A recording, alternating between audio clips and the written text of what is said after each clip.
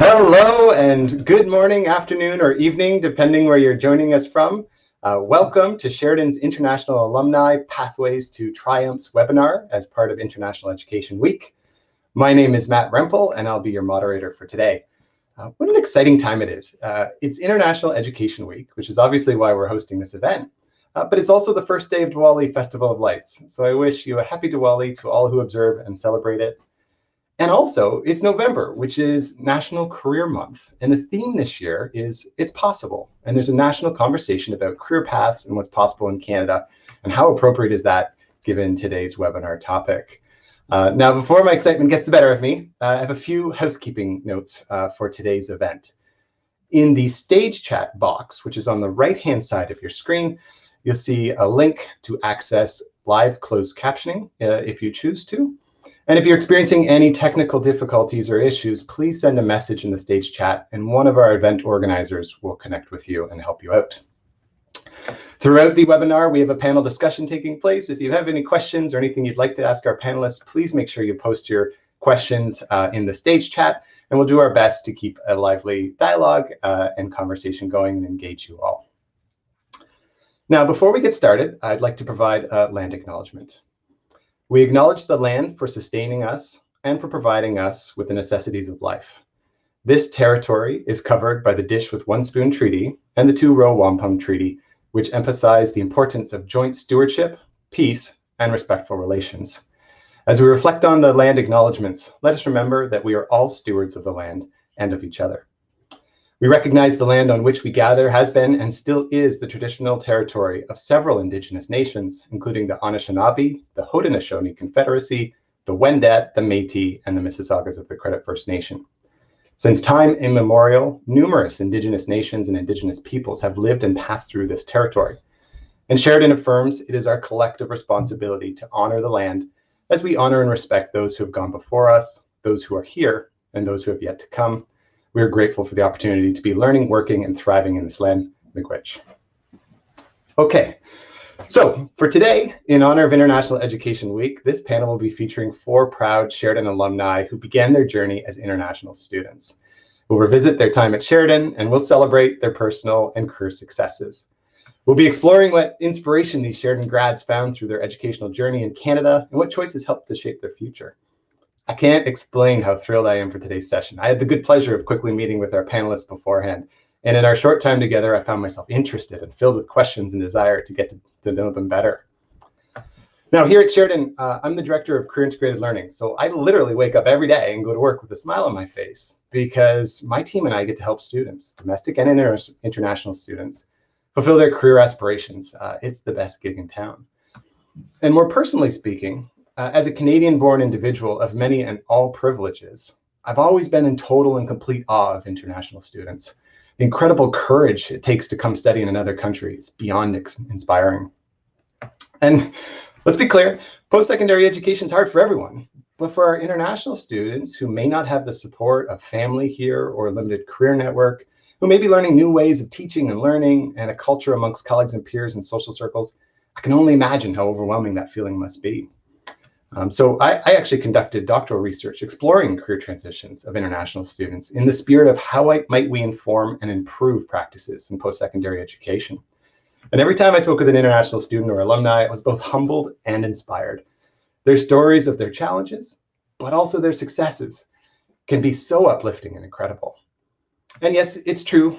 Perhaps it's not a perfect system in Canada to welcome international students into education, and some of those systems and supports do require our collective attention. But at the same time, education in Canada can also be so very rewarding and enriching, and we'll hear more about that today. Here at Sheridan, we've had a long history of engagement with internationalization. We've welcomed over 8,200 international students from over 110 different countries, many of whom have reported high satisfaction rates with their experiences at Sheridan, and I think we can all be proud of that.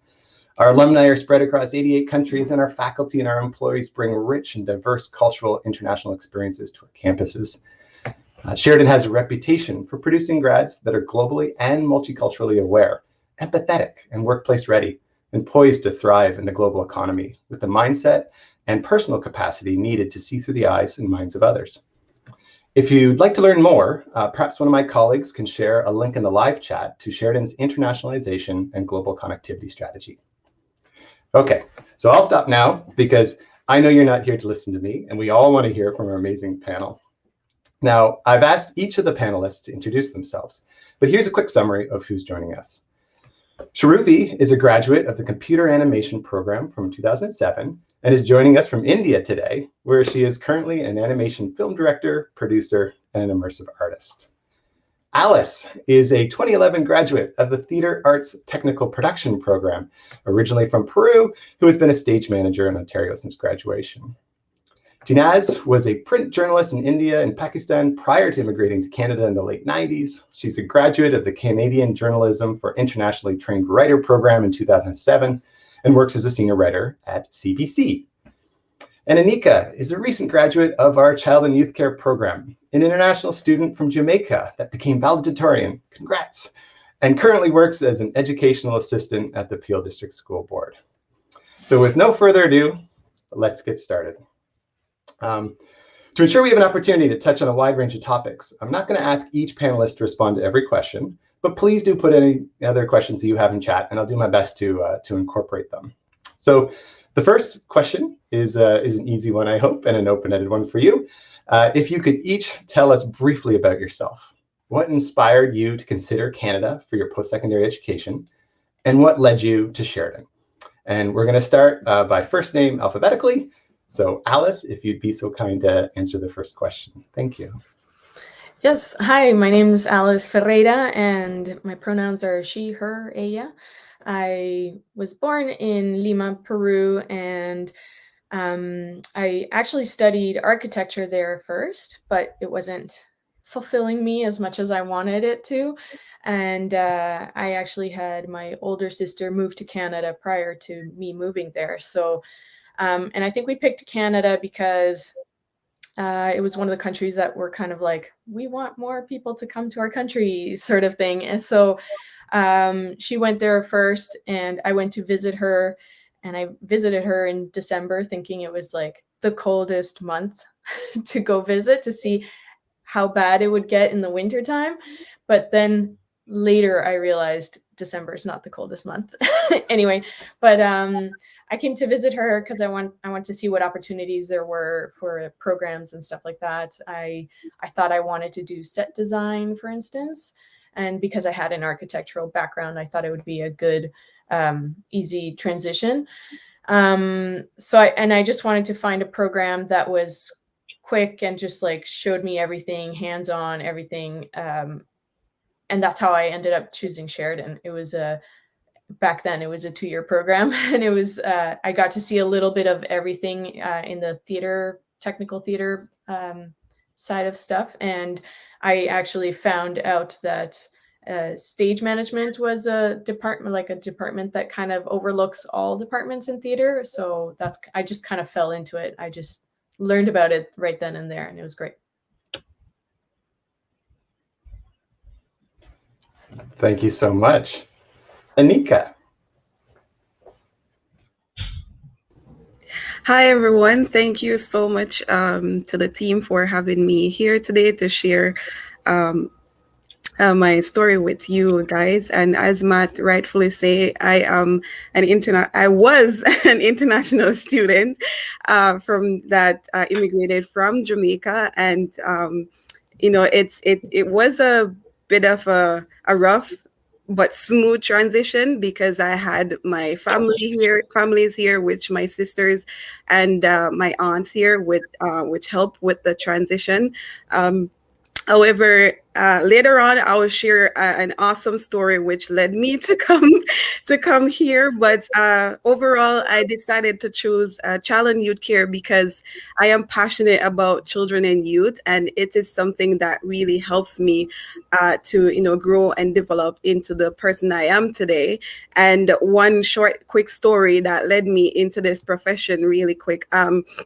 I had a cousin of mine. She was going through a rough time, and oftentimes I would go and visit her and, just help her out with, overcoming various depression and, suicidal challenges and stuff like that. And her sister said to me, "What do you want to study in school again?" And I said, "I want to study law." She said, "No, quit law and go study social work." So that's how I started out into this profession. And when I was going through the list with my sister, she said, "Do you want to do social work or child and youth care?"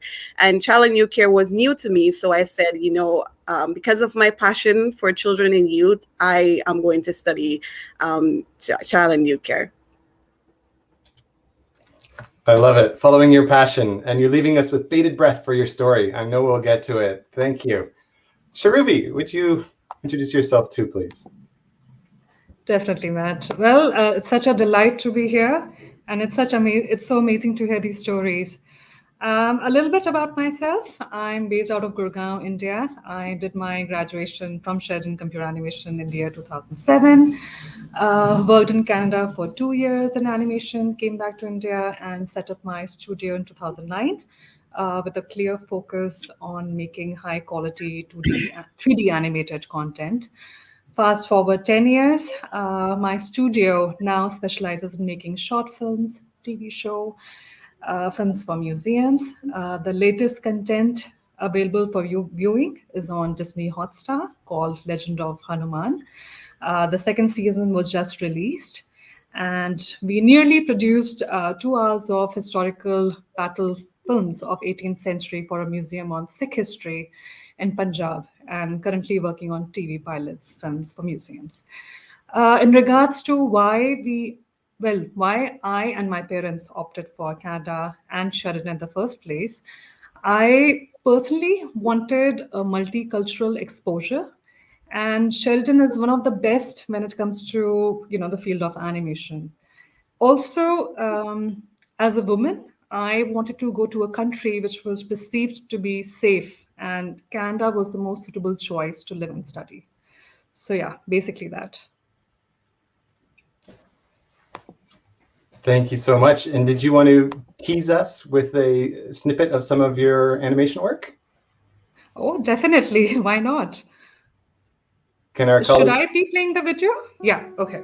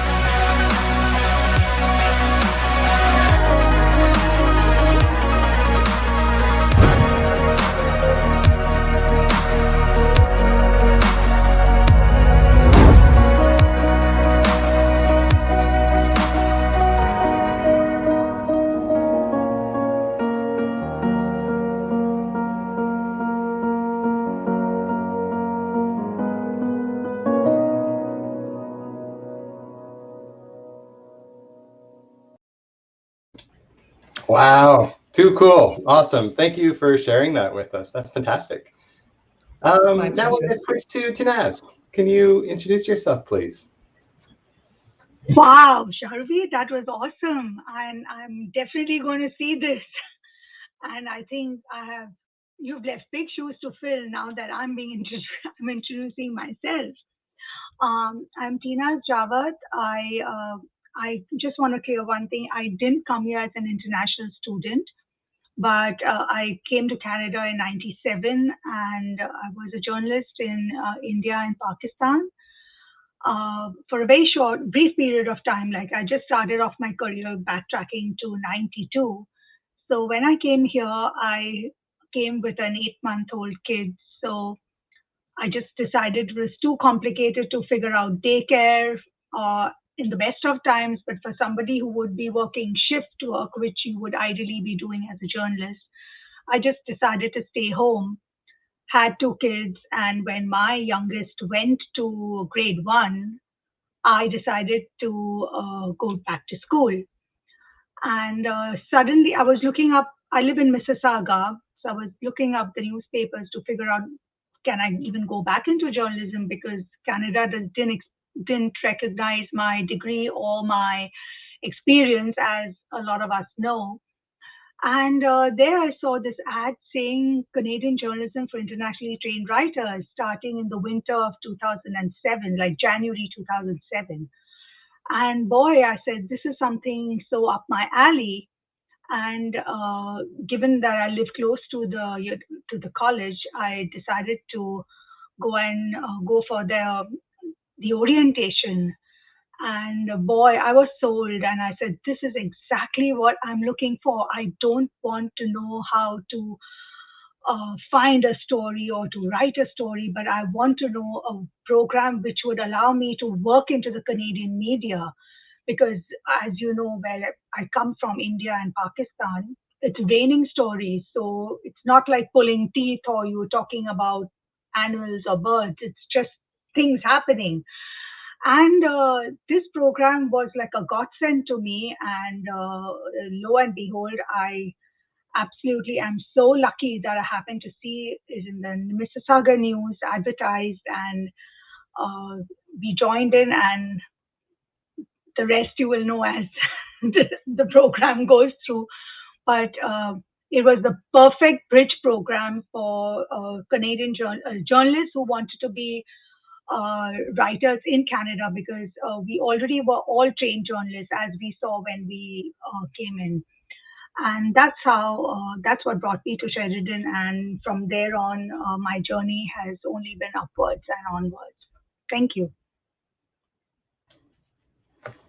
So incredible. Obviously, we've got 4 incredible people to learn more about their experiences, and it's encouraging to know the technical skills you learned at Sheridan have led to careers that seem to be prospering and incredible. But I'd like to take an opportunity to transition a little bit to how your experiences at Sheridan impact personal growth and personal development, and how did that help you achieve these rewarding careers that you all seem so passionate about. And perhaps, Tinaz, you were just on screen. Would you mind continuing with question number 2 and talk about your... Sure, definitely. Definitely, I attribute a lot of my personal growth to what happened those 2 years at Sheridan. Our program was actually, I think, except for one, most of us were either permanent residents or Canadian citizens by the time we rolled into this program. And we had 32 students. Most of us were mature students. And literally, we had a mini United Nations in our class. We had students from Iran, India, Pakistan.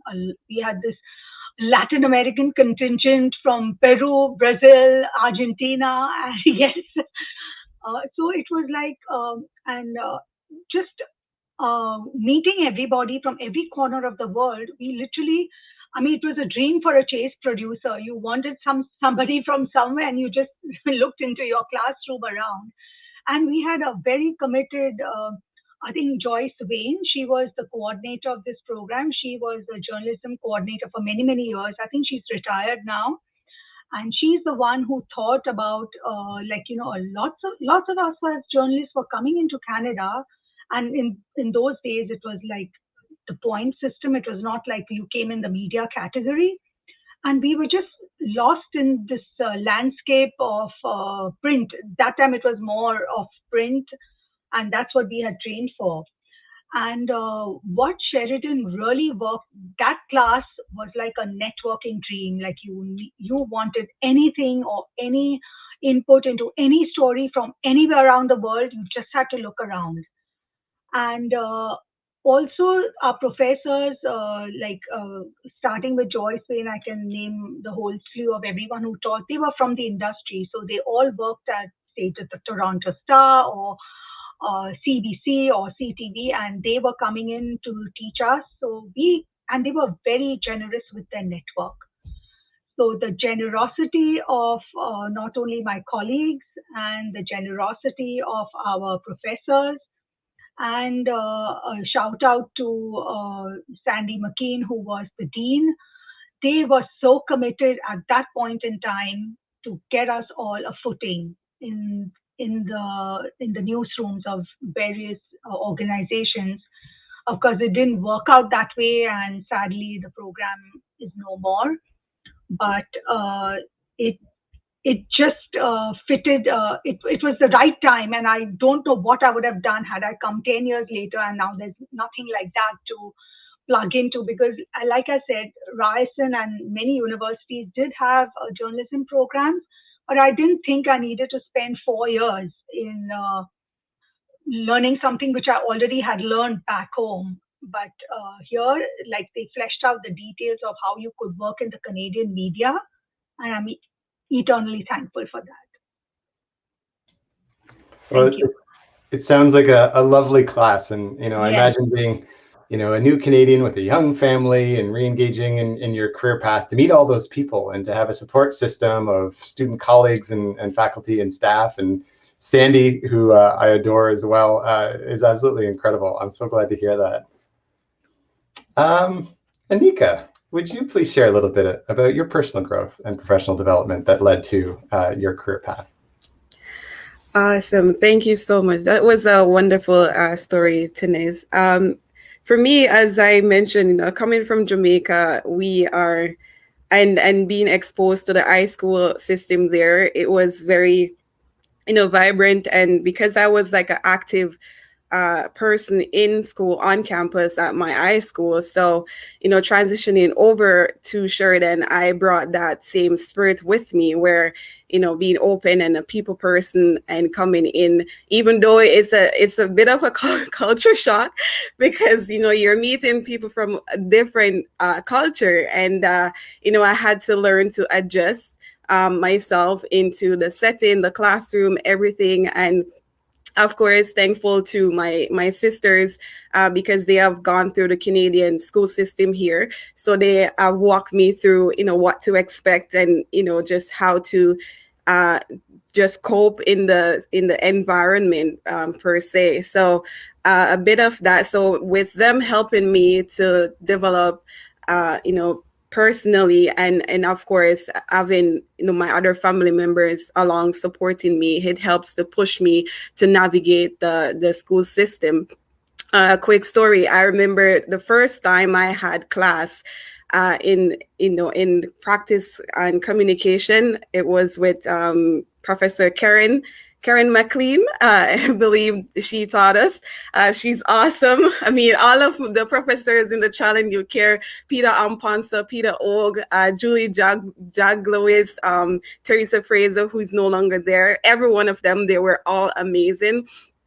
So I remember she told us to form a group, right? Because we're going to work on some assignments. And transitioning, coming from Jamaica, you still have the Jamaican dialect. So, I mean, I saw a few persons there who have the Black culture. So in my mind, I'm assuming they are Jamaicans, because Jamaica, you see everyone of the Black culture, so I said to them, so I'm going to be a little bit, I'm going to transition into my dialect now. So I said to them, you have to put the chair over there, so which means you have to put the chair over there. So everyone stood still, and they were like looking at me like, what is she talking about? and I'm like, oh, okay, what just happened? So that was my first shock. The other shock for me really was line paper, which is the folder, this paper. So in Jamaica, we actually called it a folder leaf. And then when I asked one of the guys, I said, can I borrow a folder leaf? And he's like, what are you talking about? I'm like, this thing over there. And he's like, oh, the line paper you mean? I'm like, oh. So that was another shocker for me. And from then I started to really take a backstage and learn how to, as I mentioned before, adjust myself into the Canadian system, into the Canadian school system. So from there, I started to set goals for myself. I started to join clubs and various organizations to help me to communicate in the professional Canadian way, even though I have not forgotten my Jamaican culture. So I started going out volunteering with Leave the Pack Behind, International Students Association, and the big one for me, which took me a while to sign up on, was the peer mentor program. I remember one guy from the international student, he saw, the great leadership on me, and he said, you would be fit for a great peer mentor. And like, me? No, I can't do this. When I talk, my Jamaican dialect come out. So I struggled a while to really overcome that barrier, the communication barrier. And of course, I talked to my professor. I remember Peter Amponsa. He walked me through it, and he really helped me to navigate that communication barrier, right? Because he's also an immigrant to Canada as well. So he helped me to overcome that. And from there, I started to develop that confidence, and I signed up for the peer mentor program. I did peer mentoring from 2016 onwards until I finished in 2018. And I must say it was one of the best experience that I had at Sheridan. I was traveling through the 3 campuses, from the Mississauga to the Oakville campus, the Brampton as well. And I was talking to international students. I remember some international students came to me afterwards saying, I really thank you for, be open and sharing with us, because you helped me in terms of motivating me to continue on. I've had experience where I speak to a lot of students who wanted to drop out of the child and youth care course, and I just started to speak value in their life, instead telling them that you are coming out, you're finishing strong, you're graduating, you're going to complete your diploma. And I started to speak positive things in their life. And to date, a lot of them can testify that I was a strong influence in their life in terms of helping them to walk through and finish strong. So, and I transitioned from Sheridan, going into practicum, the same thing. I didn't drop my standard. I am thankful for my practicum supervisors who helped shape me and mold me into who I am today. And to date, I haven't stopped my encouragement. I am still going on with my encouragement on my YouTube channel and my podcast titled Encourage Me. And when you go on there, I shared, encouragement from a biblical standpoint to help young people and also adults who are transitioning over to become the very best in society. So that's just a little bit of what I did at Sheridan, which helped to shape me, and helped to develop my professional and personal growth. Oh, one more thing. Sorry, I don't want to go on, but I remember again this story in first year when I had Peter O class, and I remember I got the test result, and I got a 50% on there, and I came home and I started bawling because international students, we pay a lot of money to study. So I'm like, I came home and I said to my sister, I fail. I remember I said to her, I fail. And she said, well, it's the first test. You have many more. What you have to do is work hard at the next one. And I made a goal right there, right on that day. And I said, I am not going to get another 50% or below a 50%. And believe you, from that day until I finished, it was in my last year at Sheridan, I got a 43, and I'm like, oh no. And that's what really pushed me down from getting the I honors, because I set another goal to get the I honors. So I just want to share quickly, any international students out there, if you get a low grade, don't see it as a failure. See it as something that will push you into purpose. See it as something that will help you to overcome any barriers or any struggles that you're faced with, and know that you are unique and special, and keep working hard, because you will finish strong. Thank you. Wow.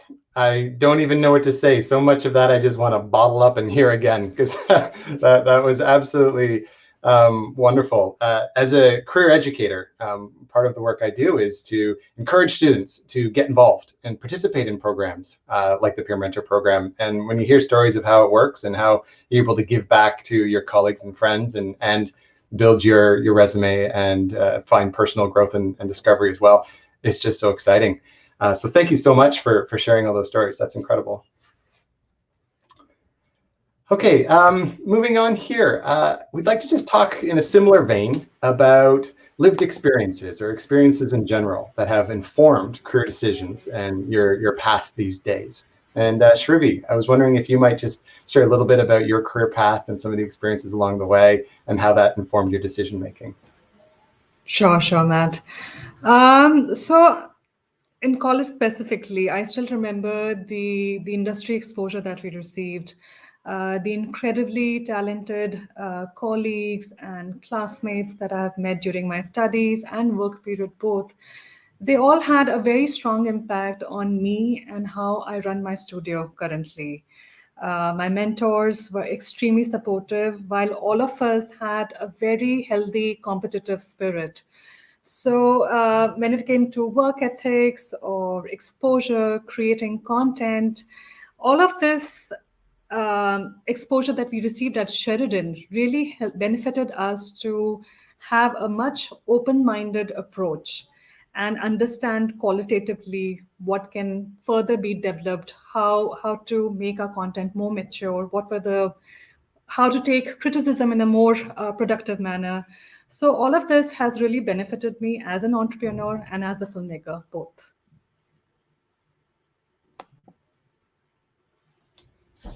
Amazing. Thank you so much for sharing. Alice, might I ask you the same question? If you could just speak to some of your lived experiences and how that shaped and informed your career path. So I was in the technical theater program, and I'm a stage manager now in Ontario, mostly. And I remember we had these great field trips where we went to the Shaw Festival and the Stratford Festival, and we got to see their warehouse, and we got to see how a changeover happens, like when they change the stage from one,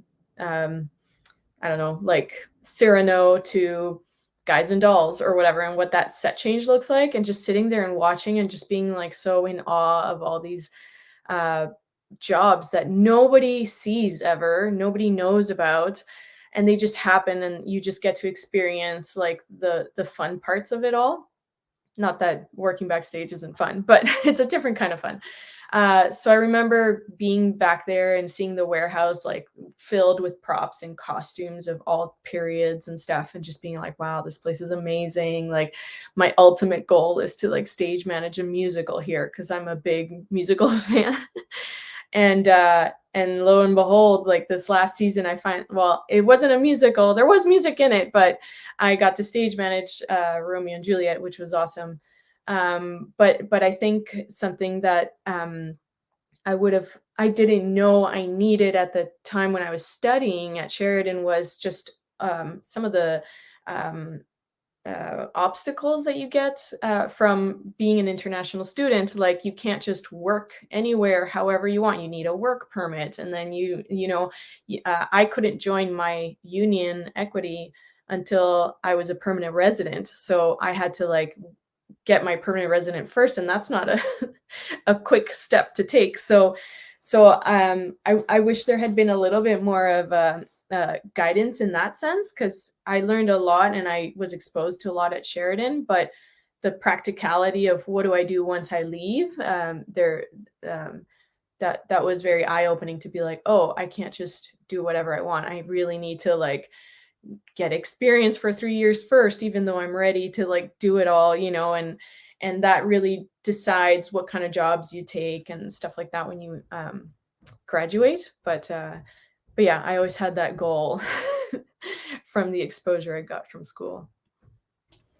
You know, it's incredible. The folks here at Sheridan who are introducing programs to students, it's complicated. These life choices are significant, and to pursue a path of education, hopefully that matches your passion and your future direction, is hard enough to make those decisions alone. Add on the complexities of, you know, post-graduation for international students who want to stay in Canada.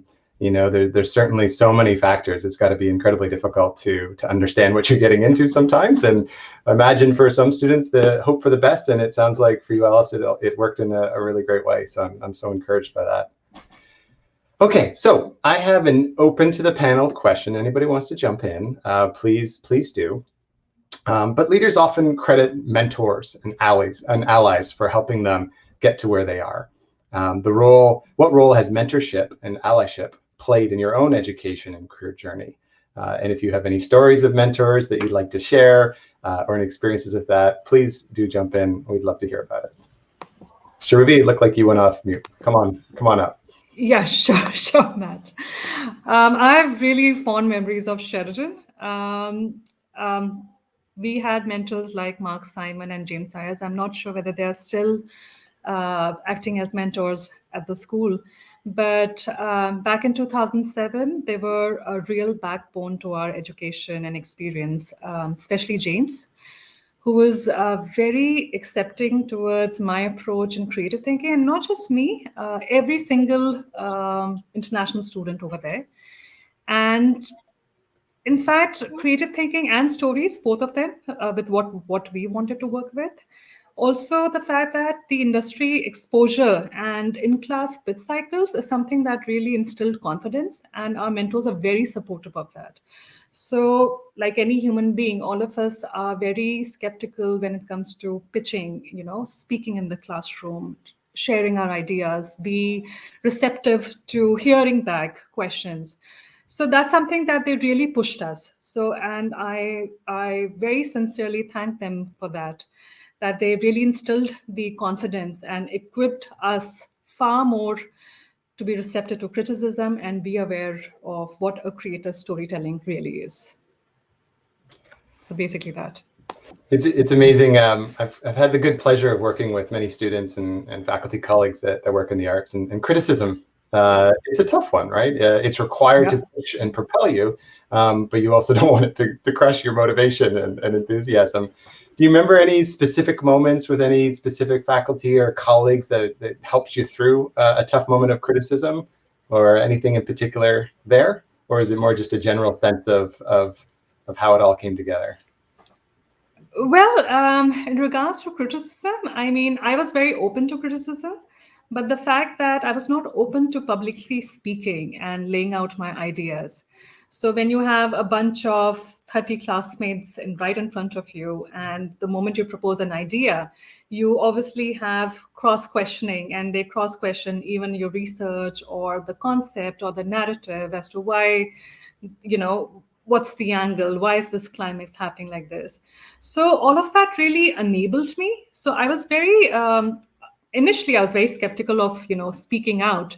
But then when I used to, all of that, the questions would help me to understand what the story approach should be and where exactly I'm lacking and where should I further, you know, how should I improve my storytelling further. And I still remember during our final assignment, there was a film that I had made. It was called The 10th Avatar, much before James Cameron came with his Avatar version. So this particular film was about God versus television, because television, before OTT platform, we had television. So it was about him losing his status when it came to television. So I still remember this, this conversation with James and Mark was a bit opposed to it, but I was so fixated with the idea that, I was opening up all the images in front of him to explain that, this is the psyche and this is taken from another Japanese artist and what the storyline is. And James further on helped me out. And then eventually Mark and James both sat down and helped me process the idea and the story. So yeah, and all my classmates were supremely supported. And I still remember during the final stages of submitting the assignments, whosoever is finishing the first, they would help the other classmate to finish their film. So that used to be always the case. If somebody is finishing before, they would sit with the other student and help them finish their film. So I still miss that. I still miss that passion, that creative urge that we all had. So yeah, it was a really fun competitive environment that we had. It's lovely when you can be learning with peers that inspire you through competition, but at the same token are willing to help you out. That sounds like a lovely class environment.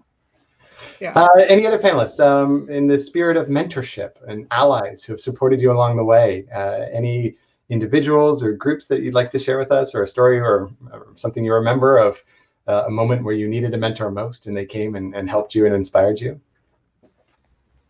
I could speak to that. For me, I have a lot of mentors in my life. Apologies, my own phone is going off, so if you hear a noise in the background, that's that. As I was sharing, the faculties at Sheridan in the Child and Youth Care program, they are absolutely amazing. I remember when my grandmother passed away. She passed away in 2019. Some of the faculties still to this day, they encourage me on that as well. But just to backtrack, when I was at the verge of it was like going into graduation and I had failed, one of the assignment I mentioned about the 43 that I work with a friend of mine on this assignment. And I'm not saying you should not work with friends, but an advice from me, it's not advisable to do so, because sometimes when the friend knows that you are a very high competitor, they will kind of give the work on you. So I remember I failed that assignment, and a few of the faculties encouraged me in terms of, started to remind me who I am and started to remind me of my why, why I came to Sheridan in the first place and how I'm going to finish strong. And they started to, encourage me on some of my grades that I got and try to boost my self-esteem up a little bit and my confidence up a little bit and push me into becoming the person I am, really. And in practicum, I had two amazing practicum supervisors, Nisha and Terry. And one thing Terry always tell me is that never have any regrets in life, because if you go at something, mistakes are something to push you into your purpose, really. So what she reminds me to do is, sit back, observe, and analyze the situation and see how I could go around it. The next shot when I get another chance to do it again. And when I do it again, see how I can avoid from not making the same mistakes again. And Nisha always, encouraged me, even though I started out young. She always shared with me that even though I'm young, I can still make impact wherever I go. So she always encouraged me to continue to push on that. And to date, I have some amazing people in my life, from a church organization called Positive Vibration, an online organization where we plan together and help people to hear the word of God, really. And they play a significant role in my life into helping me to come out of my shell a little bit more. Some of them are tuning in today, and I just want to say thank you guys so much for tuning in. And they help to push me to develop that confidence and and to grow really into the person I am today. And last but not least, I cannot leave out my family. They are like my backbone.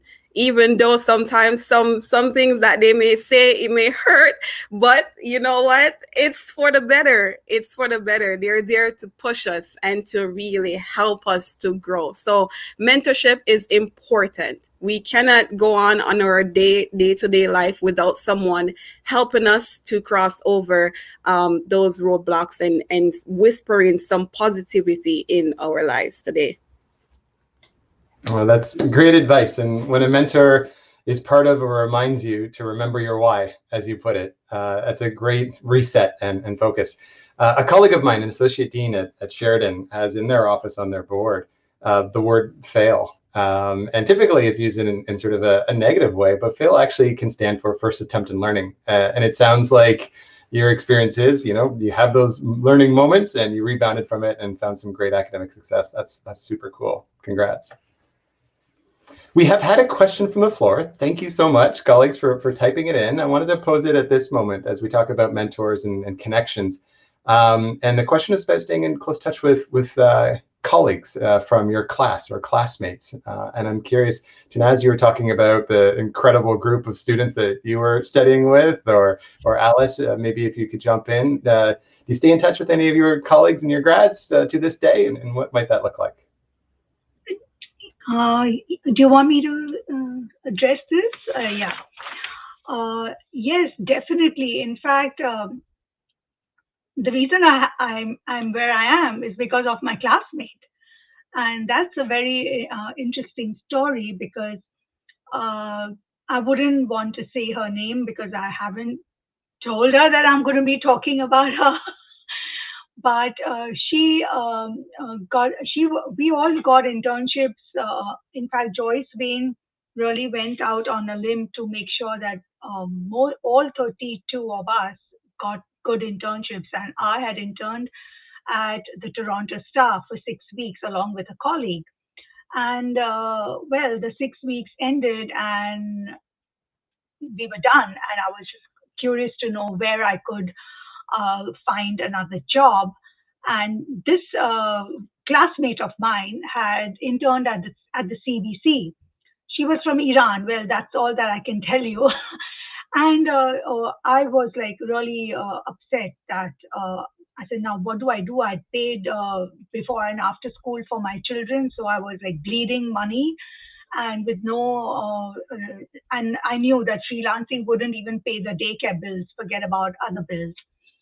And she said that she had interned at the CBC, and in one of the meetings, she suggested to a producer that, her internship also had come to an end, and her English was not on par. She was a fantastic journalist, but just that her English just didn't reach that mark.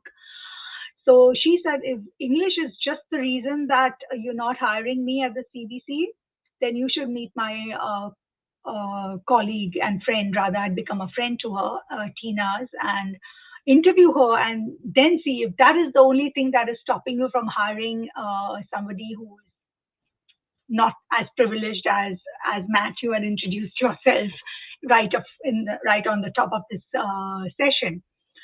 And that person said, okay, have her come in. I'll interview her in the atrium, because they don't even let you come up if they're not interested in you. So I met him in the atrium, and boy, he said, well, you need to meet somebody who can hire you, because he was definitely not the one to be hiring me. And then, of course, I met the person who eventually hired me. Again, it was in the atrium of the CBC building, because like I said, they don't take you up. But what helped was that not only my colleague introduced, my friend and my classmate introduced me to this person, but our professors who were also working at the CBC, they were willing to put in a word for you. You know, the magic word references at the end of your resume. That is when it came in, because you had a buy-in already before you went in for the interview, that you knew somebody from the organization who was willing to put in a good word for you. And that is where you realize that how important it was that our mentors and our professors, like even the internship which I got at the Toronto Star, I need to give a shout out to Don Seller, who was the ombudsman, and he taught us media law and ethics. So because, I mean, giving that test at the CBC, which everyone has to before you join in, that even to lead yourself to give that test is a big act, like, even to get that first interview. And for that, I really wish to thank my classmates and my professors and in journalism, as we all know, you're only as strong as your network.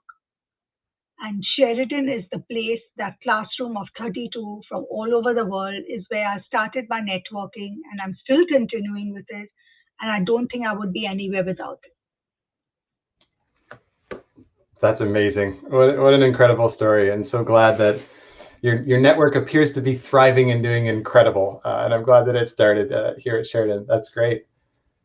Alice, what about you? Anything in the spirit of mentors or classmates that you're staying in touch with that you'd like to share? Yeah, I still keep in touch with two really good friends that I met there, and they're my best friends now. And both of them have actually changed their career paths, but they've definitely have transferable skills from what they learned at Sheridan. And I think a huge thing for me is just the fact that they understand my lifestyle and what the theater industry lifestyle is like is huge. Is huge because not everyone understands. Like, a lot of people have 9-to-5 jobs and Monday to Friday, and that's not really the case when it comes to the theater arts. So it's nice to be able to talk about my experiences and my job and the things that come up and things that I've had to miss or just because of the type of lifestyle it is. It's really nice to have that support system that understands where you're coming from and the kind of lifestyle that you live. So that's been actually really rewarding to have. And with the friends that I've met now in the industry, it's just, I've noticed more and more, there's just a lot of support. Like, if you can't take a job, there's a lot of references of like, I know that so-and-so, and so it's like a very nice community where I think earlier on in my career, it was very protective and nobody wanted to, I'm not going to give you this lead or else like they'll end up like taking my job. But I feel like now it's becoming more open and more like sharing. Yeah. And sometimes that's just it, right? Yeah, networks are established through trust and through relationship, and you get to know people and demonstrate the type of person you are, and it becomes a little bit easier to help each other out. Oh, that's super cool. Okay, we're going to go into what I hope is a fun-filled, rapid question session. Okay, one of the things that I tend to find really interesting is when we ask folks from other countries who join us in Canada, just quick questions like, what was the thing that surprised you most? I know we talked about the weather real quick. That's a favorite of many from warmer climates. But if we could just go around just real quick in a sentence or a word, what surprised you when you first arrived in Canada? Alice, you're up. Double. I was like, what is that? And people would say, do you want a double? Do you want a double? I'm like, I don't even know what you're talking about. A double what? So that was a huge one for me. And yes, I do like doubles. But to say, have you come around? Double's the way to go? Yeah. But yeah, I was like, I have no idea what you're talking about. Awesome. We do love our Timmies around here, don't we? Charuvi, do you have one? So Matt, I think when I arrived in September, I guess that's when the semester starts. So semester for me, I mean September for me specifically in Canada was relatively in a more colder zone. I would be still wearing full sleeve shirts. And the moment I stepped into the dorm, I still remember everybody, all the students were just jumping into the pool. They had those inflatable pools right outside. They were roaming around their shorts. And I was like, oh my God. So I was taken aback because the amount of cold that I can take, of course, being an Indian is far. I mean, I can't take in winters that well, to be very honest. So, I mean, -30 was unheard of. So I mean, I was totally blown away. I was like, wow, they're wearing shorts, they are, they are going for, they're wanting to have a sunbathe, and I'm here covering myself in winter clothing. So yeah. And the other thing was all the cab drivers were Indian. So in a more, so that was something which was very new to me. I never anticipated that. So it was great to connect with them because they felt that, okay, she's from our homeland. So there was a lot of connectivity, and they kept, referring me to interesting restaurants and where I could go and eat or where I should stay. So, so that was quite interesting. That's so cool. Yeah. Hey, Canada, right? As we are on the precipice of winter coming, get ready. It's about to get cold. I suspect you won't be experiencing that, so Charuvi, so you're okay. What about Tanaz or Anika? Do you have any fun-filled memories of what surprised you when you arrived in Canada? I think mine is also weather-related, like Charuvi. I came in, but it wasn't related to Sheridan because Sheridan came almost 10 years after I had already stayed in Canada. But I think it was like, oh, it's going to get cold. So my daughter was like, by the time she was like 10 months. And I remember I had taken her to somebody's house and I had layered her in 7 layers of clothes. I don't even know how she survived because the kid was like this, like, couldn't move, couldn't do anything. And I recall the person at whose place we had been invited, which were very far and few between because we were like, we didn't know many people. And they said, are you even crazy? Like, this kid is going to suffocate and die because you put 7 layers of clothes, like anything that I could find. She thinks kids only feel as hot as you do. So don't think that they're going to feel any colder or hot as. So yes, that has stuck with me, like the 7 layers of clothes, and not anymore, not ever. But yes, that is something again related to the cold because the double came much later when I started getting involved in the community and my involvement with the community was with the children as they started growing old as the lunchroom supervisor or volunteering in the schools. That was my segue into opening up into the community. But otherwise, I was pretty much isolated in my low rise where I was living because I think the first adults even spoke with after my husband was the Sheridan community because it was always something to do with the children. So yes, that was my 7 layers of clothes. I don't even know how you can put 7 layers of clothes on, but I think it's possible when appropriately motivated. Anika, what about you? Any fun memories? Well, I can attest to Tanez because when I came, I had to dress up really, really, really like that too. Hi, Anita. Thank you so much for joining. Anita, which is she's an international coordinator. I met her in Jamaica prior to coming to Sheridan. She was also a great instrumental support in my journey at Sheridan.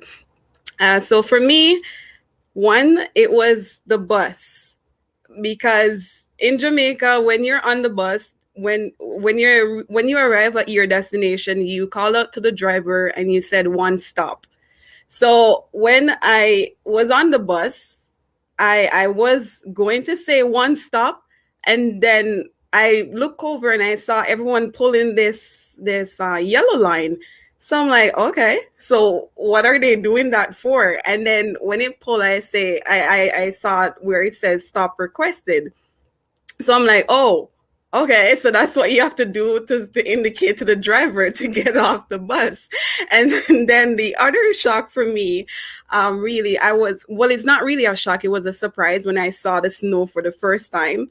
My friend from Kenya, we actually lay on the floor outside, like kind of like making snow angels. And we're like picking it up in our hand and we're like, oh, this is what it feels like. And it was just an amazing. So those are two of my most memorable times. That's awesome. Thank you for all sharing. And we've passed this session of the rapid fire test, but we're going to have one more near the end. I do want to ask some specific questions of you. So Charuvi, your career path is so cool. CDL, your studio, and your success is just amazing. I'm just curious if there were any roadblocks that you encountered along the way to get to where you are, or even just to share a little bit about your story to establish your studio. And clearly, the work is incredible. We were all teased by your video and loved it. So tell us a bit more about that, please. Thank you, Matt. So there have been a couple of roadblocks. I'll just emphasize on two of them to start with. The animation industry in India, it lacks strong women at the top, which sets in a very patriarchal culture. So in my initial years, it was very hard for male subordinates to accept a female boss. And it actually took about a good amount of years for them to finally accept me and come to terms with it.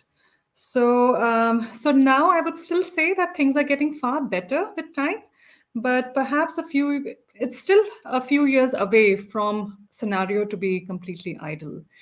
And secondly, when I started off, it was very difficult to find work because the industry in India is comparatively very small, and $1 million budgets were simply unheard of, unlike animation studios like Disney, Warner Brothers, so who are actually churning out $100 million budgeted films.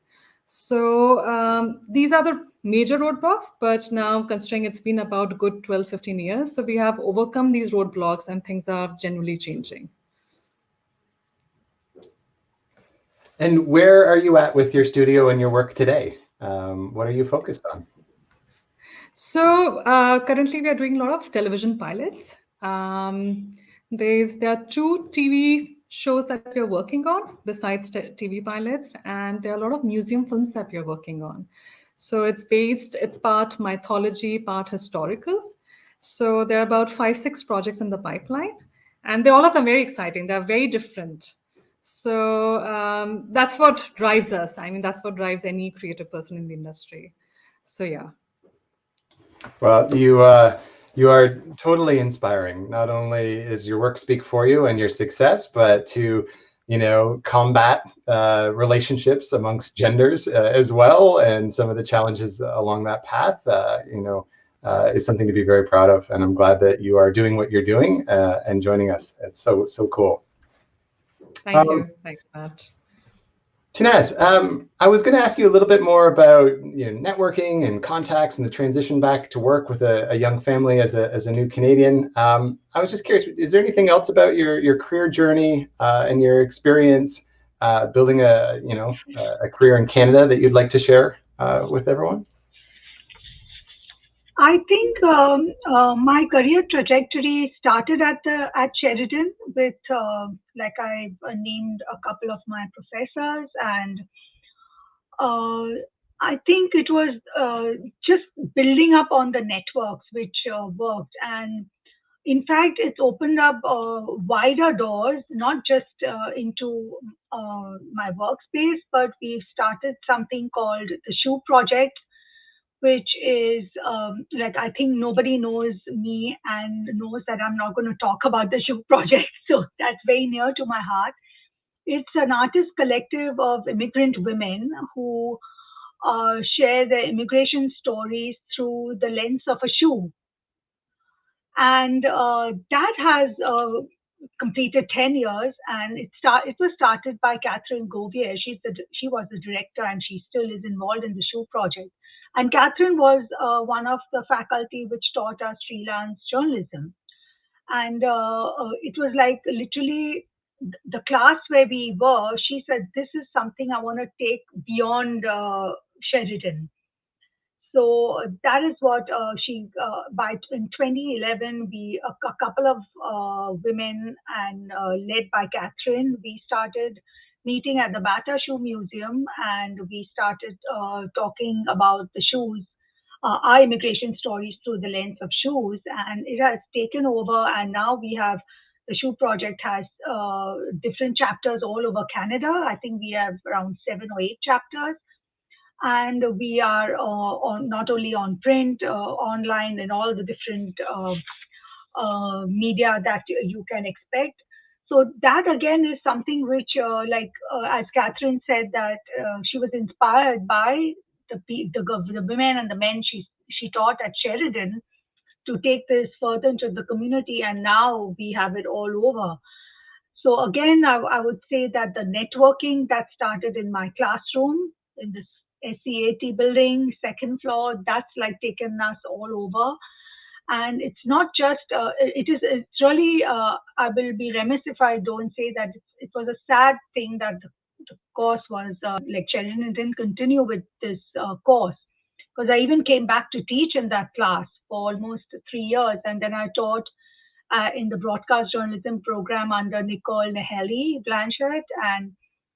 But this course, I think it's continuing in a different form with women in the Shoe Project. So yes, and I'm still involved with the Shoe Project, and we have we've kind of taken it further, I would say, and that could be anyone. It could be international students. You just have to be an immigrant or a woman or and a refugee to have come to Canada and tell your story. So that's an interesting segue into what Sheridan has led to. And I'm still, and I can't imagine my life without either of these, the journalism program at Sheridan as well as the Shoe Project. So that's my involvement going forward. Thank you. What an incredibly creative way to describe stories. I'm assuming the shoeproject.online is the place that if anyone wants to learn more, they can go. Yeah, I can share the link. Okay, amazing. I Googled it. It comes up fast. So there you are. There you are. That's the thing. They're on Instagram. They're online. I'm sure you can find it quick. Thank you. Okay, Anika, I was shared some notes that you were considering Kingston University in Jamaica and ultimately ended up in Sheridan. Of course, our valedictorian, top of the class. Would you just share a little bit more about that and your decision to come to Sheridan? And I can only imagine how proud your family is of your accomplishments. Tell us a bit more about that. They were even proud, and in honor of my late grandmother, this is something that she framed for me when after I finished my studies at Sheridan, and it was a bit of a transition after, because finish high school in Jamaica, you were doing so great, and when you finish, you were open to get, going into a college or a university, and after you applied to those college, and you got turned down, you started to get a little bit, discouraged, right? And after I mentioned previously that I wanted to study law, right? So when I submitted all my documents to the University of Technology, and I didn't get any call. My cousin, he came up from Kingston and he saw me and he said, "What's going on? Aren't you going to school? Aren't you working? What's happening?" And I said to him, I am trying. I submit my applications to the university. I haven't get anything. And he said to me, well, get up. We are going to go, to the university tomorrow morning. And, and I was like, going there? They haven't say anything. And he's like, yes, we're going there by faith. And he said, if we don't hear anything from them, okay, what's our plan B? So your plan B is you're going to complete math again, and you're going to, do some more other stuff. So we went to the university with 2 things. One, to get a good news from them that I would be enrolled into the law program. And then 2, with the plan B, that if I don't get anything from them, then I will go on to finish my math and other subjects that I failed in. So when I went there, the lady said to me, okay, your grades are low. You're not successful, to enroll in our law program. Of course, I felt discouraged. So then little did I know that God was up to something great. So after I, walk away from that, as I said, my cousin and I, we had two plans, and I walked away from that one and went ahead. I completed math, and the year went on, and then boom, Sheridan sent me the notification. And it was a surprise because my sisters, they had applied for me to Sheridan, to George Brown, to Seneca, and all three colleges gave me a confirmation that I am accepted to enroll, to come to their college. One university turned me down, but I got 3 yes, right? And I just, want to thank God for that big surprise. And I left with the, with the hopes in mind that coming here to Canada, it's going to be different. So when I started Sheridan with 3 goals in mind. 1, that I'm going to make and create huge impact on campus. 2, that I'm going to graduate as a class valedictorian, and 3, with I honors. So those were my 3 main goals that I started Sheridan with. And when I started, as I share with you, I was actively involved in campus in the peer mentor program, and from there, and I started making impact on campus. And my next goal was to graduate as a class valedictorian. So I went and I make sure I get my A's, my A pluses, and all that. So when I got the 50%, I got discouraged because I'm like, you're gonna throw me off my goal.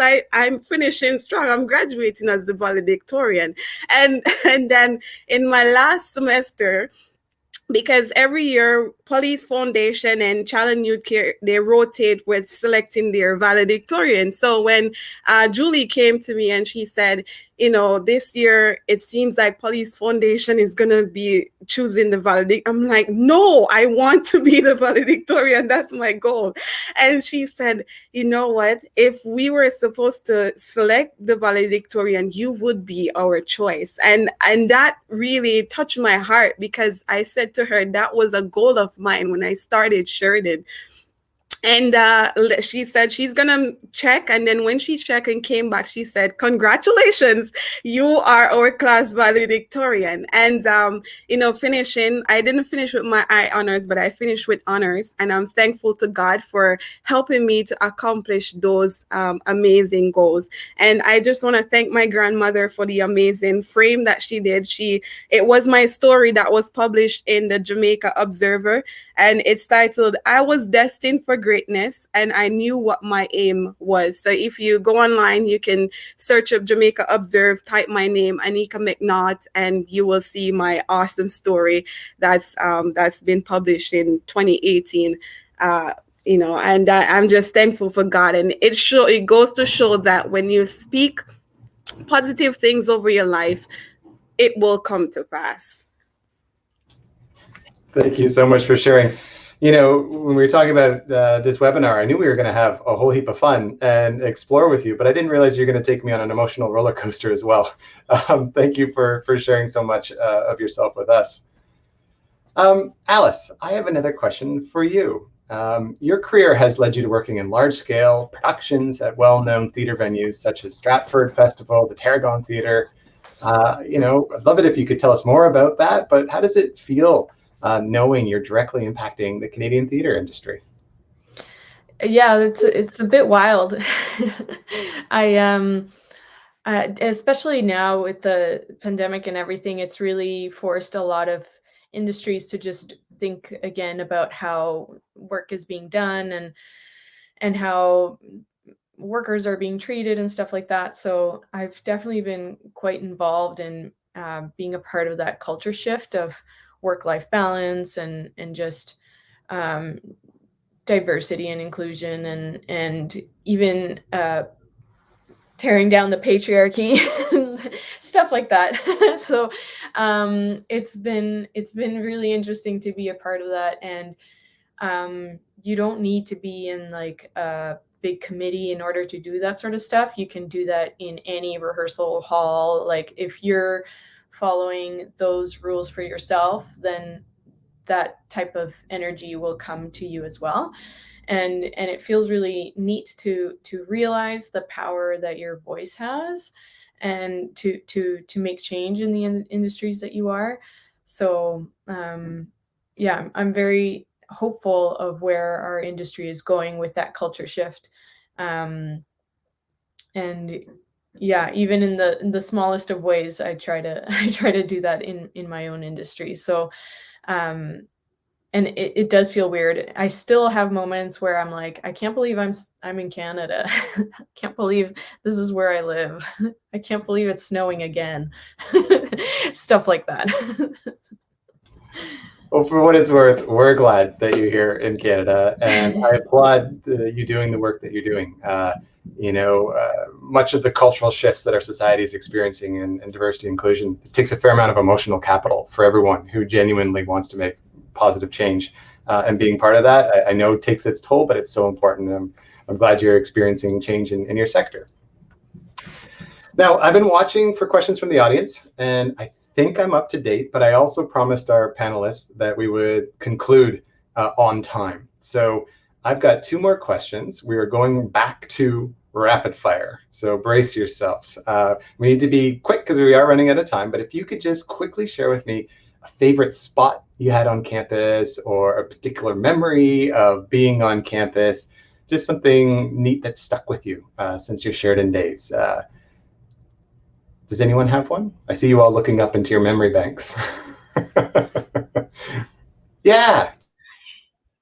Yes, I have one. We used to, at a quick one, like we used to come to school 7 to 10 in the evenings and all of Saturday.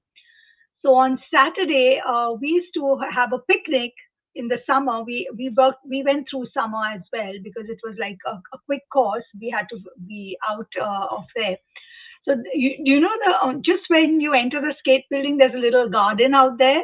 So we used to sit in that garden and bring our own food, again from different parts of the world. And I recall Paul Hambleton used to be our Saturday teacher, and he would come by and we would also share our meals with him.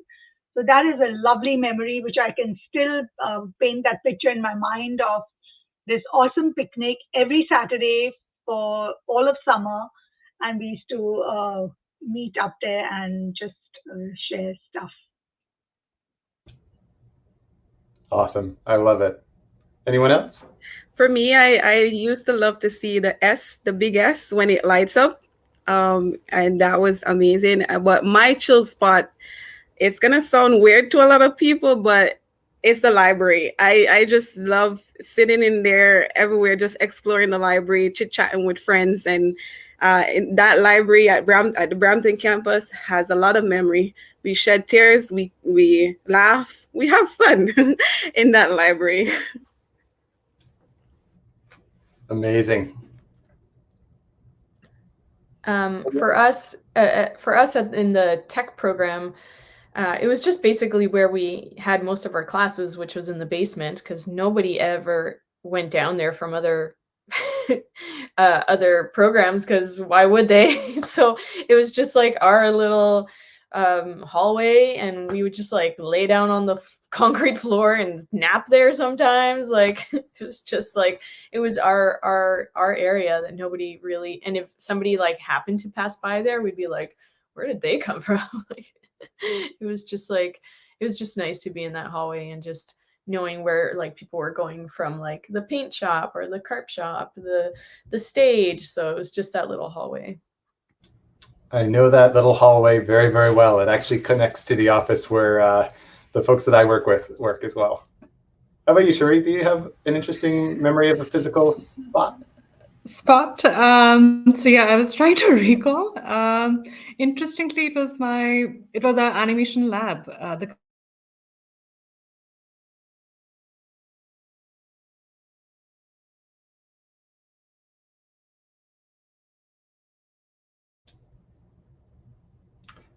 I'm afraid we lost her right at the best part where she was talking about the animation lab.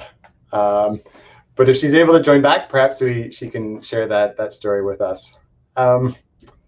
Okay, we have one more question that I'd like to pose to you all as sort of concluding remarks that you might share with us.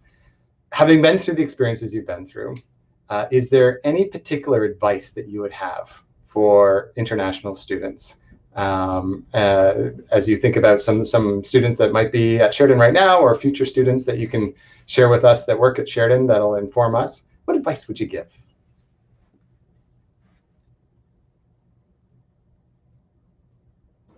Are you hearing me? Okay. All right. I just want to speak to those, the international students who have traveled all over. Know your why. Know why you started, and what your aim is. Set goals, and those will help you to accomplish your diploma, your degree, whatever you are going for.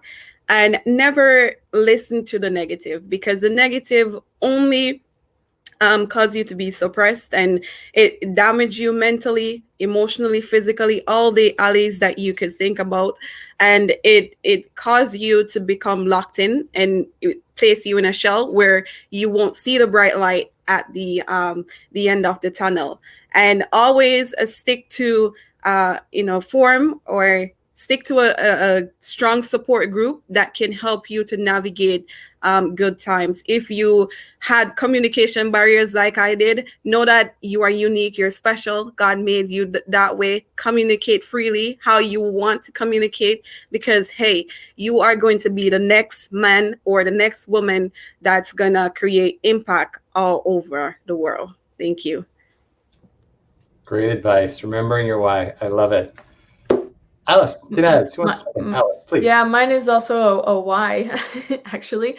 And it's basically just ask why certain things are a certain way. And most of the time the answer is because it's always been this way, but it's just because it hasn't been thought any other way. So that's always a good exercise for everybody. And no matter whether you're in school or once you graduate, it's like, why does this happen this way? And maybe there are good reasons why, but maybe the reason is because it's been done this way for 20 years. So it's always a good thing to be like, oh yeah, maybe it's time to revamp that. So it's another why. Also great advice. The academics in the room will be talking about critical thinking and challenging norms, and that's fantastic. We all should be. Thanks, Alice. Tanaz, do you have any advice for international students? I don't know whether I could speak to that, because I was never an international student, but it is just my 2 cents worth. And it's again about a W, but it is know your worth, because international students float universities in Canada to a large extent simply by the fact that you pay 3 to 4 times the fees charged by what would my kids would pay or what I would have paid.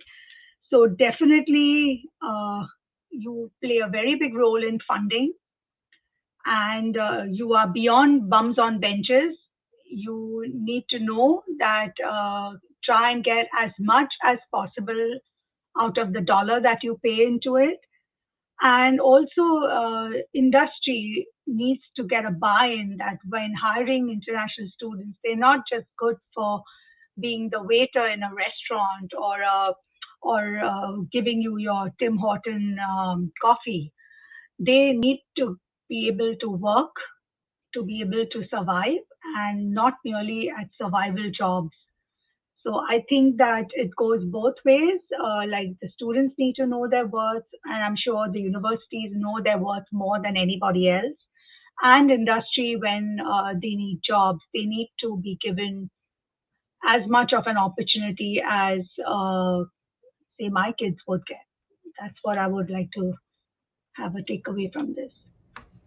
That's great advice. Builds confidence and worth, and our employer communities and our academic communities all should be part of ensuring our international students, our new Canadians are all successful. So that's fantastic advice. Charuvi, I think you're back. You were telling us about the animation I'm pretty studio, much back. and I'm asking also about any advice you might have for. Sure.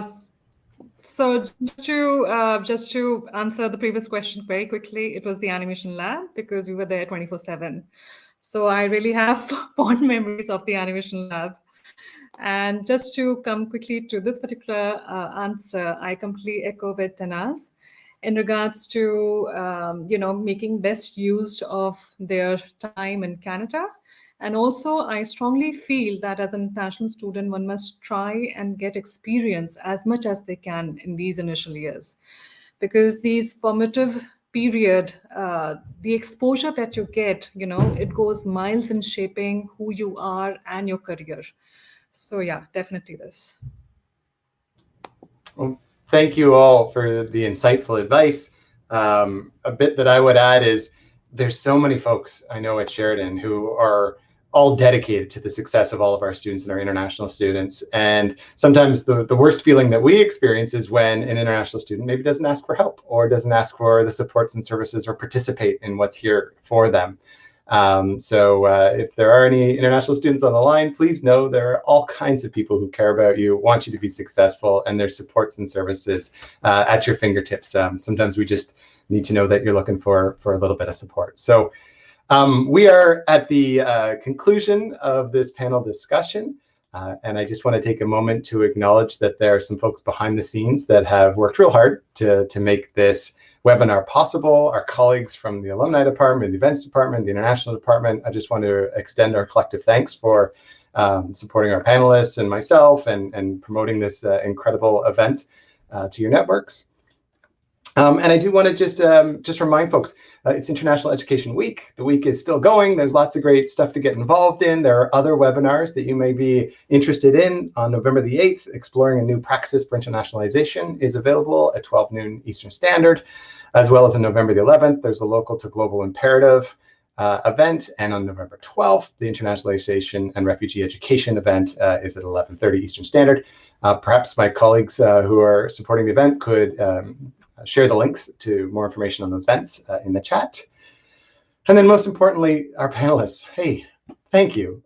Thank you for sharing your time with us, your stories with us, being so open about your lives, your family, your motivation, and the ups and downs that you've had in your experiences. I feel very moved and inspired, and I have no doubt that the audience is feeling the same way. Your time and your stories have been a gift, and we can't thank you enough. And with that being said, with 3 minutes of time to spare, I think I'll just take this moment to say that the webinar is concluded. And when you're ready to leave, you can close your browsers. And I thank you for joining us here at Sheridan. Panelists, I'd love it if you could stay and we could chat real quick before you exit. But to all who participated and asked comments in the chat and sort of left us some questions, I thank you all. Thank you, Miigwech. This concludes our webinar.